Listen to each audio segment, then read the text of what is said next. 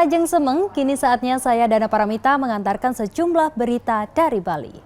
Berikut 3 di antaranya. Pengusaha spa di Bali mempersoalkan kebijakan pemerintah menaikkan pajak hiburan dan kesenian hingga 40%.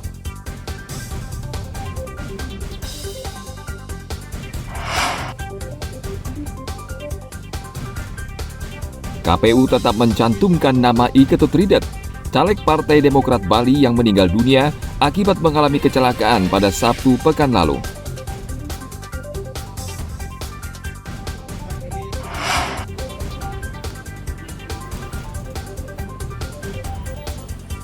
Pengelola Bandara Ngurah Rai menyiapkan opsi angkutan massal untuk mengurangi kemacetan.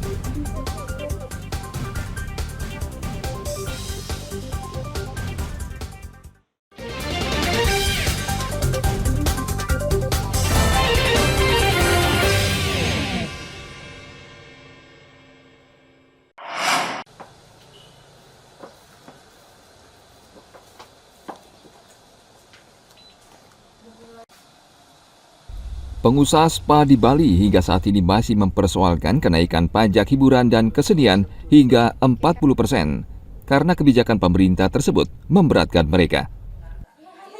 Bali Tourism Board dan Perhimpunan Hotel dan Restoran Wilayah PHRI Bali sudah mengajukan judicial review dan berharap Mahkamah Konstitusi membatalkan keputusan tersebut atau minimal pengusaha jasa spa tidak dikenakan PJBT hingga 40%. Sangat terdampak ya dengan undang-undang baru ini. Jadi ini menurut kami akan melemahkan Bali di mata pasar gitu. Terutama kita lagi habis pandemi ini, kita lagi berkompetisi. Mudah-mudahan kita sudah melakukan judicial review ke MK, teman-teman spa sudah melakukan, mudah-mudahan paling setidaknya ini bisa ditunda atau spa tidak dimasukkan sebagai jenis. Dan juga pribadi sudah mengajukan judicial review ke Mahkamah Konstitusi dan sudah diterima tanggal 5 Januari 2024 yang lalu. Nah, yang diuji materikan adalah pasal 55 dan pasal 58. Menteri Pariwisata dan Ekonomi Kreatif Sandiaga Salahuddin Uno meminta pemerintah daerah agar tidak memberlakukan PJBT 40% kepada jasa spa karena sektor ini berpeluang membuka banyak lapangan kerja baru. Jadi pajak hiburan ini perlu lebih kita ngobrol lah, ngopi lah antara pemerintah, pusat, daerah, dan juga industri.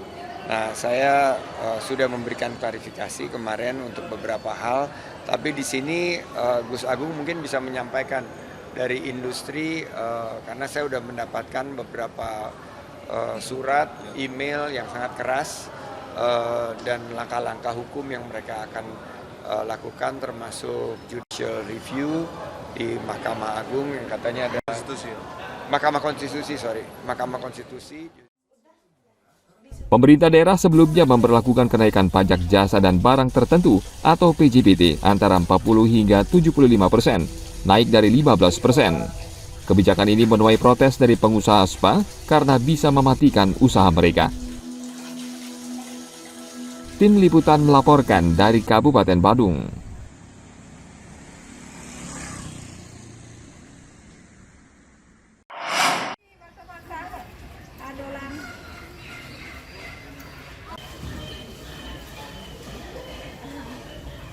Sejak sepekan terakhir, harga tomat di Kabupaten Karangasem membuat pusing warga dan pedagang. Pantauan terakhir di Pasar Terminal Karangsokong, Subagan, harga tomat sudah 2 kali mengalami kenaikan. Sebelumnya harga tomat Rp8.000 per kilogram, kini berturut-turut naik hingga Rp20.000 per kilogram. Menurut sejumlah pedagang, kenaikan harga tomat ini disebabkan pasokan yang minim dari petani, karena mereka menjual sebagian produksi ke Pulau Jawa. Mahal apa sih sekarang, Bu? Tomat, Pak.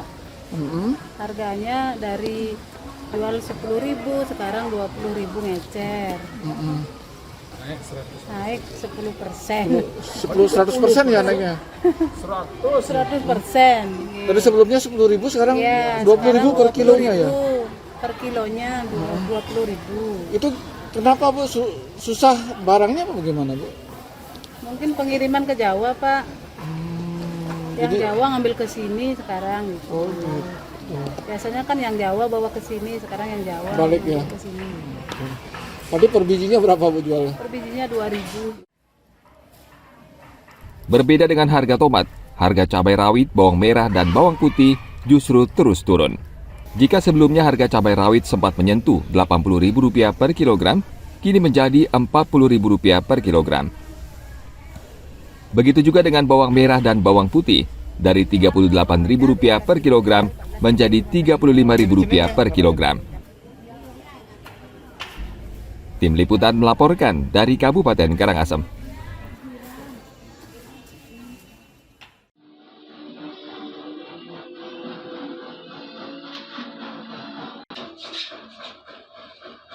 Saat ini perajin aksesoris pengantin di Kabupaten Bangli sedang mencari akal untuk bertahan. Sejak 2 pekan terakhir, harga emas melonjak, naik dari Rp800.000 per gram menjadi Rp1,1 juta per gram. Kenaikan harga emas ini menyebabkan banyak perajin aksesoris di Banjar Pande, Kelurahan Cempaka, merugi. Inyoman Narse, salah satu perajin aksesoris, mengaku untuk sementara tidak berani menaikkan harga aksesoris karena khawatir tidak laku. Dia dan perajin lainnya terpaksa merelakan omset mereka menurun sambil menunggu harga emas turun dan tidak memberatkan biaya produksi. Menurut Nyoman Narse, setiap bulan ia mengaku bisa meraup untung hingga Rp50 juta, kini turun Rp20 juta per bulan. Mungkin agak menurun orderan niki dewasa nih duta medan model ke orderan untuk pengantin udah dewasanya. Kalau dewasa bagus, ramai dan orderannya itu. Emasnya terlalu naik sekarang itu bahan bakunya. Kalau harga tetap tidak bisa naik harganya. Kan berkurang jadinya Pak, Ya, penghasilannya. Ya, itu makanya. Zaman itu udah saingan tuh. Ada yang biar dapat kerja aja dulu itu. Nyoman Narse saat ini mempekerjakan 9 orang karyawan. Produksinya antara lain gelungan, bros, bunga, dan lain sebagainya. Ia memasarkan hasil kerajinannya ke beberapa kabupaten kota di Bali, bahkan hingga ke Lombok, NTB. Tim Liputan melaporkan dari Kabupaten Bangli.